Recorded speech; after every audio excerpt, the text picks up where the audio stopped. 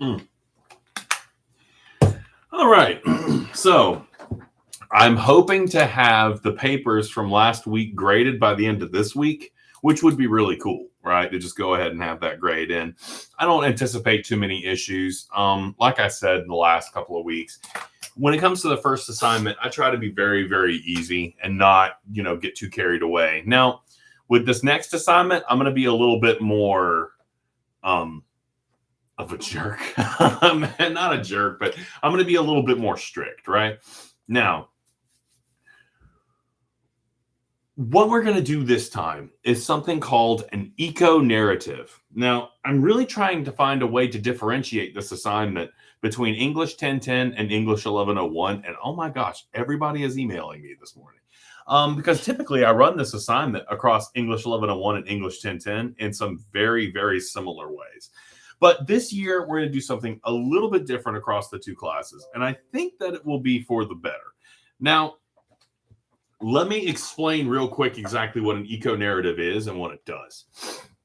An eco-narrative is simply the story of a place, right? Now, this all comes from a guy named Umberto Eco. He had this really kooky, weird idea about how humans form relationships with their environment.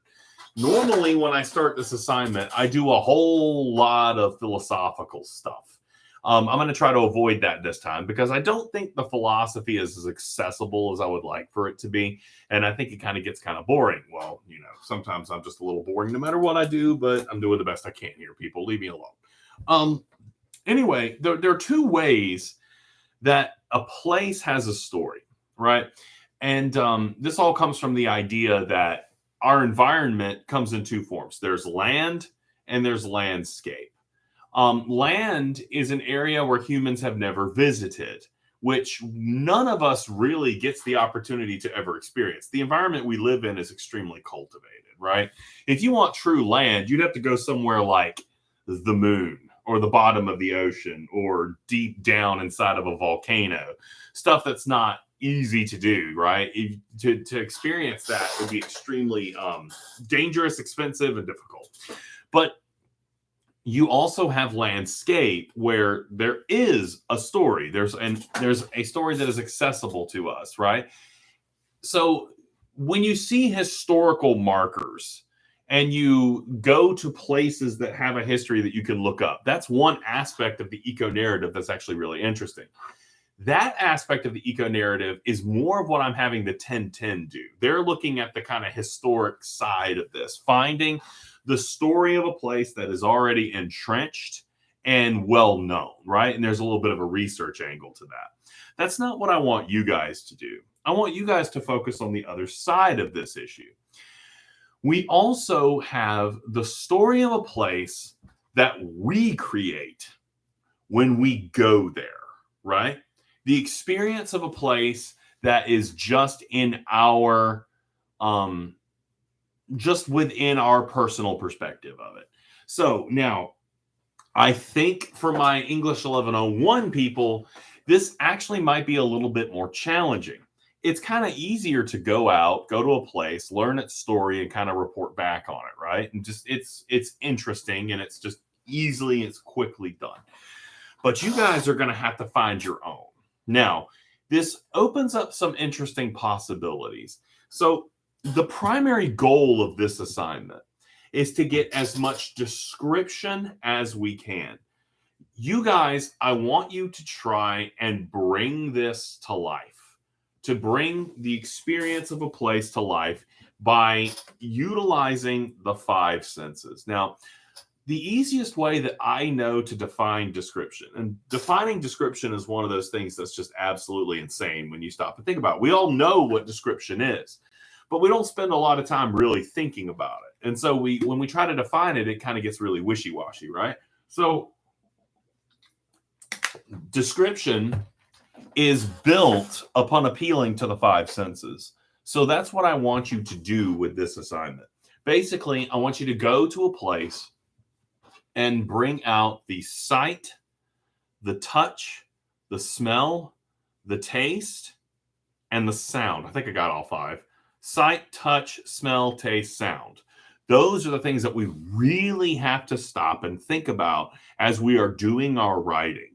Now, if we're going to do this well, and we'll do some exercises to help us develop our descriptive language in order to bring things. That's the thing that I'm going to be most focused on with you guys, is the descriptive writing, bringing it to life, making me feel like I am experiencing this place with you.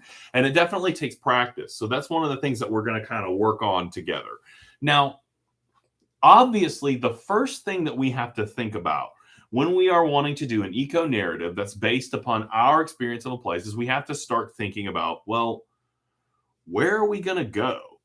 Now, a lot of times when I do this assignment, it can be very difficult because Brunswick, and I know not all of us are in Brunswick. This is an online class, right? So there might be some people out in Jessup. There might be some people out in Kingsland. There might be some people out in Darien and stuff like that.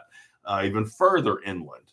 Now, where do we go to get a unique experience? Where do we go to kind of help ourselves find descriptive stuff that we can bring to life? One of the most common places that I see people go for this assignment is the beach.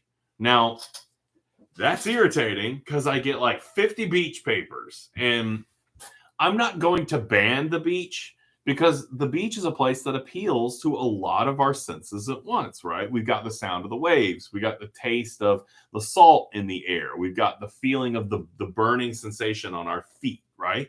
The beach is a good place to go. But dear Lord, I'm sick of reading about the beach. I'm one of those weirdos who actually and this is something that would make my family really upset, but I kind of don't like the beach. Like, I really don't. I don't like sand getting into the places where sand typically gets into. And I'll leave it up to the imagination as to what oh, God, I hate it. You pack a picnic lunch and you get sand in your sandwich. And it's like, God, it's so brutally ironic. And I hate it. Oh, God, I hate the beach. I hate sunburn. Hold on. I'm just having a minute. I just need a moment. So, anyway. So we might all be tempted to go to the damn beach. But where else could we go? Well, here in Brunswick, there are lots of places we could go that are, stereotypical beach community. We could go to the marsh.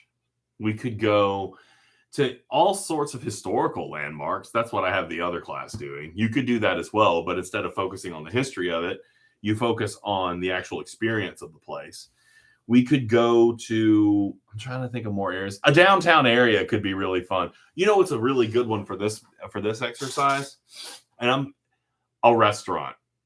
A restaurant's good because you have a very visceral experience there, right? You have the taste of the food. You've got the sight of the decor, the sound, the ambience of what you're experiencing in the restaurant.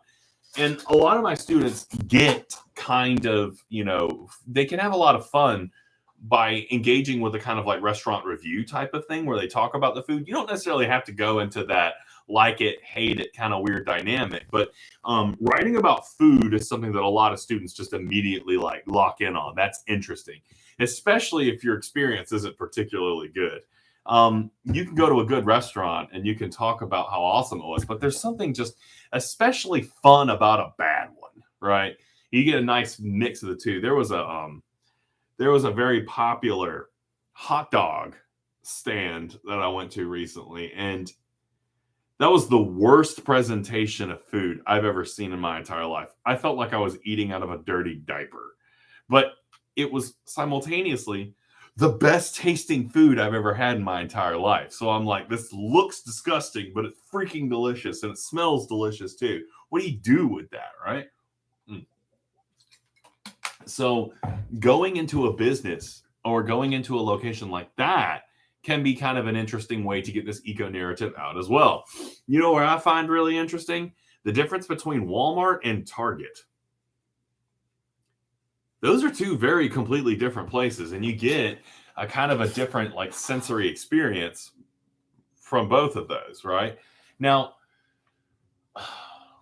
let's talk about the Walmart angle real quick. And obviously, I don't want to go like Walmart is a place that people react to. Some people like Walmart, some people don't like Walmart. I don't want to go into like I don't want to go into like a trashing Walmart kind of video here because I mean that's not useful, and certainly don't want to tick Walmart off.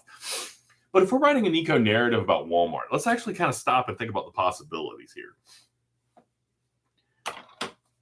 One of the ways that I like to talk about this paper is to kind of sort of structure it in a spatial way, and also in a way that has a lot of ideas for the chronological experience of it. If you're going to write a paper about Walmart, where are you most likely to start? What's the most logical place to start writing about?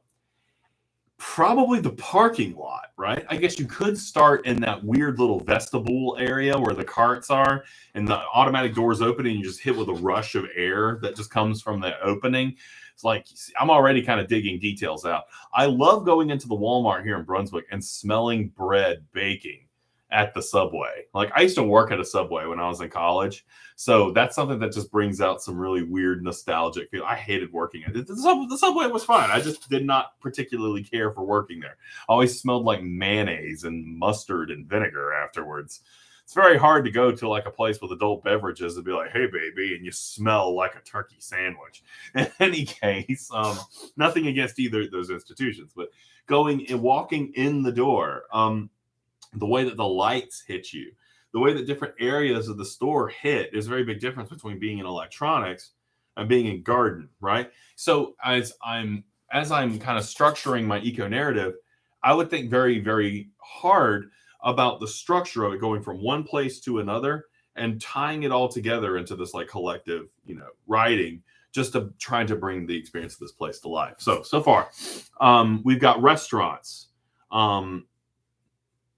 There's all sorts of examples for that. One of my favorite restaurants in the area is Cilantro's. I know I probably shouldn't be promoting local businesses, but there's something very special about being able to go and eat Mexican and just tell my kids, go play in the arcade. And me and my wife can just sort of sit and pretend to be in college again, like just me and her.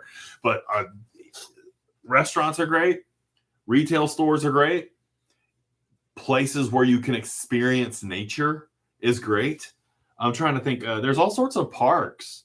We go to North Glen a lot. My sons and I, they have a skate park there, and that skate park is pretty gnarly, right? It's pretty cool. Like I like that skate park a lot. I was gonna bring my skateboard in today, but I completely forgot about it. Just to be like, yeah, I totally skateboard. I'm cool. I mean, look at my Kevin Malone shirt from The Office. If you don't know what this is, definitely Google Kevin's Chili. Quite possibly one of the greatest moments in television history. Not to go back to the jump the shark thing, but yeah. In any case, for today, why don't we just start thinking of places that we can go to engage our senses? So I'm going to create the discussion forum, and all you got to do is go in and write a few sentences. Maybe a particular restaurant. Doesn't have to be one you've been to before. You could experience a new restaurant. Maybe you want to go to a particular outdoor scenic area. I like the Mary Ross Waterfront Park. That's interesting to me. The library, Target, there are all these places. St. Simon's Island. Not the beach for me, but maybe that area with all the little tiny shops. That's kind of interesting. So let's just start thinking about all the different places we could go. Now, next time I have an interesting twist on this that gives you more options. So I'm not locking you down to anything yet. I just want you to start writing about areas that you might want to go. And after the lecture next time, we'll start talking about how to lock it down. Because like I said, I do have kind of some interesting alternatives. We're starting this out slow because I want to build this up more and more as we go along. And I think that's all for today. Let's start it off easy. Hope you guys are having a great day so far. And I want chili now.